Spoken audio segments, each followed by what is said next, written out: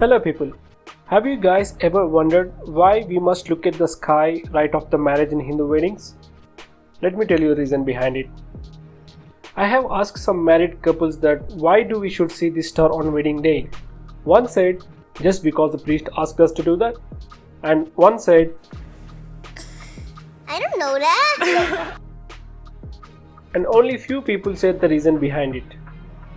After asking them, I felt a little curious, so I did some research on this star and I felt really interesting. So I would like to share my knowledge and thoughts of this star in this video.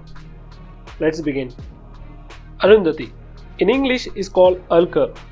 It is found in URSA major constellation. In India, they call it as Saptarishi Mandalam. What is constellation? Simply, I can say that if any group of stars in the sky form an imaginary shape, can be called as constellation. Well, this is not the exact definition you will find in the internet, but I'll show you an image. You may understand it well after looking at the picture. Look at this picture. These all are our zodiac constellation. So I guess you have got an idea what the constellation is. So same way, Alcor or Arundhati is also found in constellation called a Big Dipper. And here it is how it looks like. I guess most people might have seen this, but a lot of people don't know much about this constellation. Okay, now, who is Arundhati? Arundhati is the wife of sage Vasishtha. By looking at the picture, you can see that there are 7 stars in the Big Dipper. And these 7 stars are called Saptarishis in Puranas. The sage Vasishtha is a 6th star in the constellation. In English, it's called Mizar. That means Vasishtha is called Mizar in English. If you observe closely to the 6th star, there is another small star right next to the Vasishtha, that is Arundhati. So now, why should we look at this star? Alcor and Mizar are considered as a twin stars or binary stars. In most of the twin stars, a bigger star will be in the middle and the smaller revolves around the bigger one. But here in this case, they revolve around each other. So the main intention of looking at the Arundhati star after marriage was, that is, instead of being dominant to other, a couple should have a mutual understanding in their lifelong journey. Well now, some people might think why only these couple have an importance on that day. Let me tell you how divine these couple are. Firstly, who is Vasishtha? He is an Adi Maharshi. If you knew Ramayana, you may have an idea of who Lord Vasishtha is. He is a guru of Lord Sri Rama. He is the one who taught all Vedas to Lord Sri Rama and his brothers. He was the family priest of Raghu dynasty.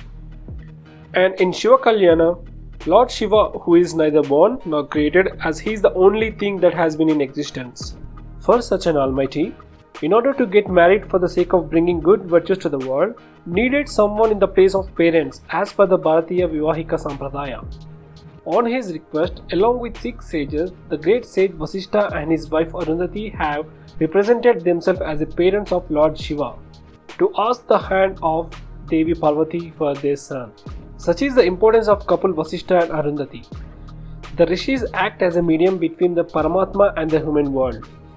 So by taking darshan of Arundhati Nakshatram, we, the humans, are respecting the couple for the great works, and in return from the firm faith we have, they give us the blessings to stay as a happy couple, such as Lord Shiva and Parvati, Sri Rama and Sita Devi. Now I am thinking some atheists or agnostics might thinking how funny this story is. I guess people who disagree with Purana cannot deny astronomical truth of these twin stars. Here I have to say another greatness of our ancestors. These Alcor and Mizar were invented by them thousands of years back, were without the telescope, where Galileo invented telescope only in 1609. Their observations were accurate exactly compared to the modern telescope. What do you think? How did ancient sages knew about Alcor and Mizar or binary stars?